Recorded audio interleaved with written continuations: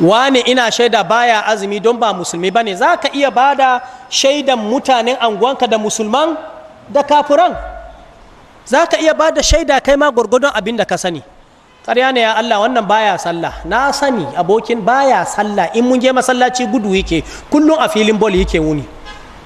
Shine Allah ya ce wa kadhalika ja'alnakum ummatan wasatan ko litakunu shuhada'a 'alan nas, mu muna iya bada shaidan kanmu. Ko kai ne aka ce ka je anguwanku iya inda kake, za ka iya ba da shaidan masu sallah, masu kula da sallah, za ka iya ba da shaidan escapers wanda in an zo sallan gudu suke, a ashan ma ba sa zuwa, yan sunuka ne, yan kaza ne, duk ta'asan wanda kake rayuwa da su, ka san na kirke ka san na banza a wajen. Kamar yadda in an tambaye ka ka ba da shaida game da wane ya zo neman aure, za ka ba da shaida positively or negatively.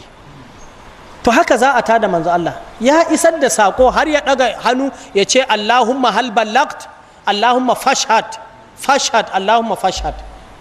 To mutane su yi hattara, annabi ya ce kai kaki, to akwai ran da za a tsaye da kai gaban annabin sallallahu alaihi wasallam, rufa mana asiri.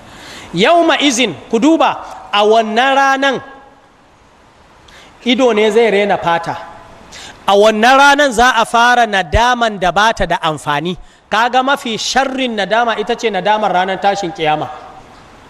Ya ƙulu ya laitani qaddamtu li hayati, shi kuma Allah ce fa yawma idhin la yu'adhibu azabahu ahadun wa la yuthiqu wathaqahu ahad. Mutuwai sai ya ga wutan jahannama an kawo ta, ya ga aikin ta'asarsa ba zai shiga aljanna, ya ce wai yayi nadama.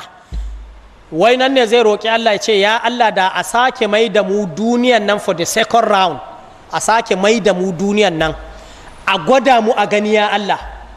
Allah ya ce ina ai an gama.